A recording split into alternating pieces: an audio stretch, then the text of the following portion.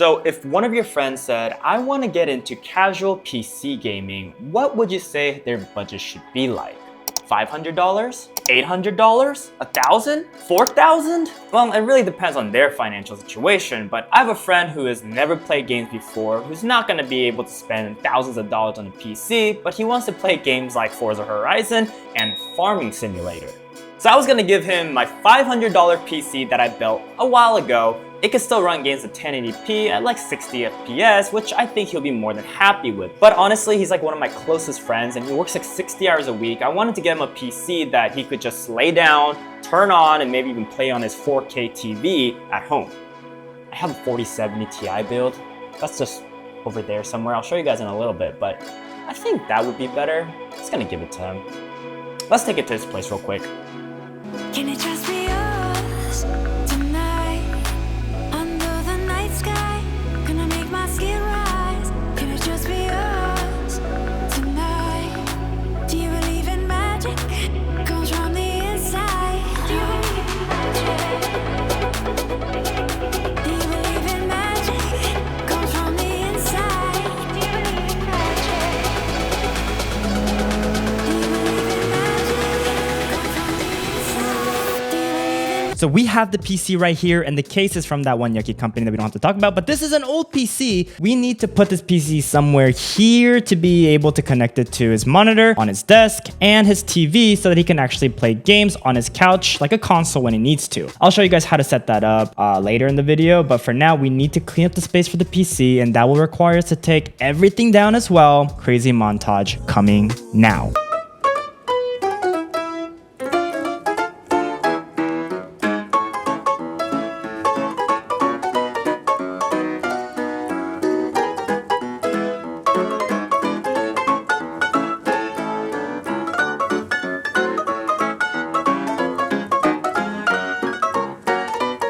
For his keyboard, I built him a custom one using High Ground Summit Kit, and for his mouse, I thought the Turtle Beach one would be great since he can do productivity work and game with it wirelessly. And for his monitor, I reached out to Innocent to send out a 120Hz 5120 by 1440p ultra-wide monitor. And again, this is set up for casual gaming, not competitive, so the 120Hz refresh rate, it's going to be more than enough for these kind of games. And I did want to make sure we have a really nice curved display because from my own experience with racing games, having a more curved monitor really helps with immersion, especially with a game like Forza Horizon.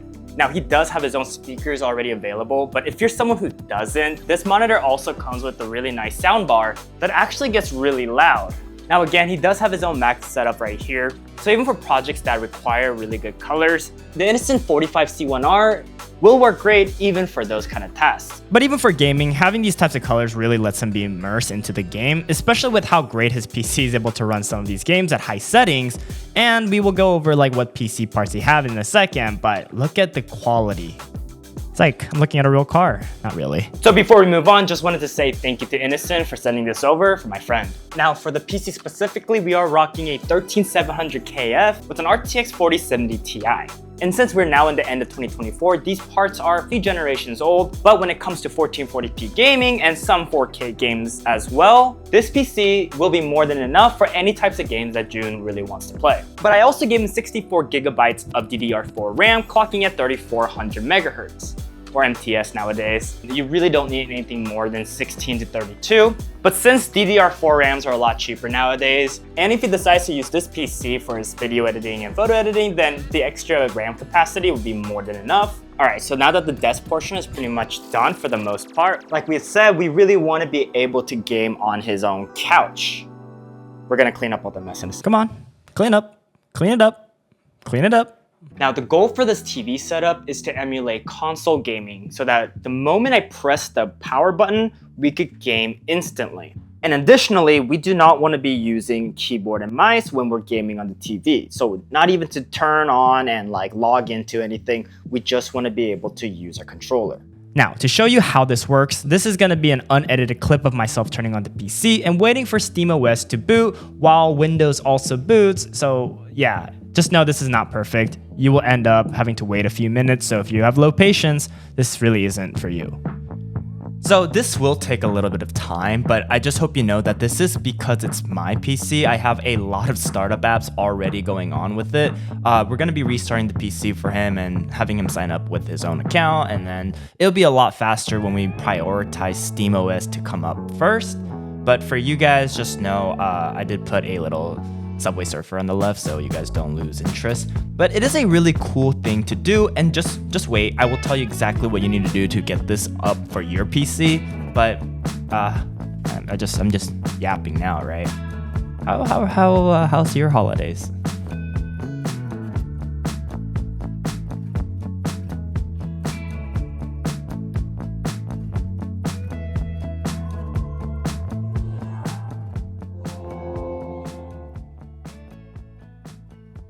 And from there on, all we have to use is the controller and nothing else. Now, while the game is updating, I'm gonna explain how I'm able to do this. And I'm gonna be back home to kind of show you the B-rolls of exactly what you need to do. But disclaimer, you will still need to have access to your keyboard and mouse when it comes to updates like Windows Update, NVIDIA Update, and this only works with Steam games. So everything else like Fortnite or Riot games, you're not gonna be able to do it like this. But I mean, this is for casual gamers like Jimmy. Tutorial time, this is how you can make your PC run like a console just using SteamOS Beta. First things first, you wanna open up Steam.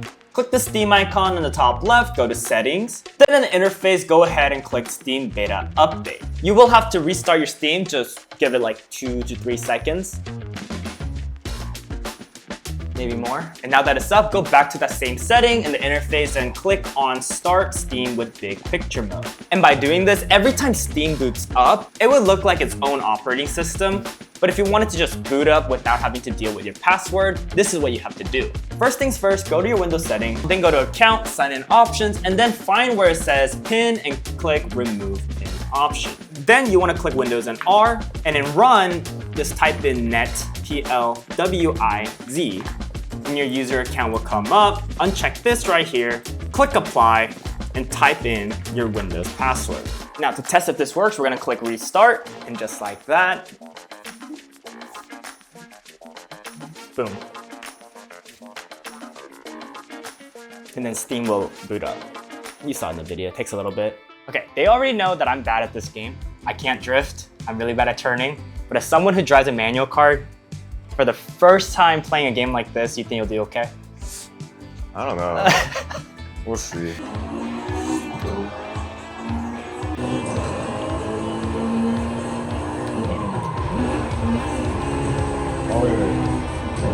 That's the wrong button.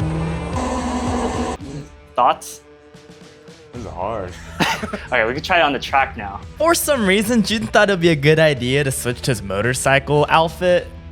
He thought that this will help him actually get in the the mindset of drifting or racing. But let's see if it actually helped.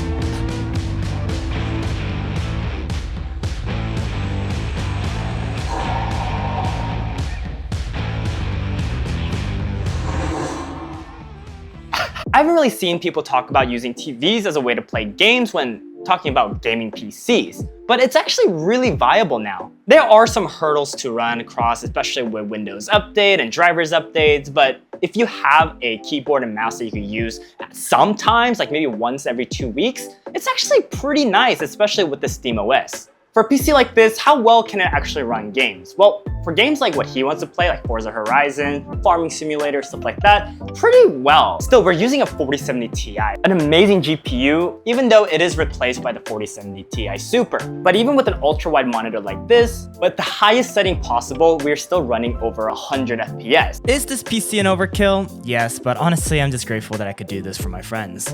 Thank you everyone for the support this year. 2024 has been phenomenal.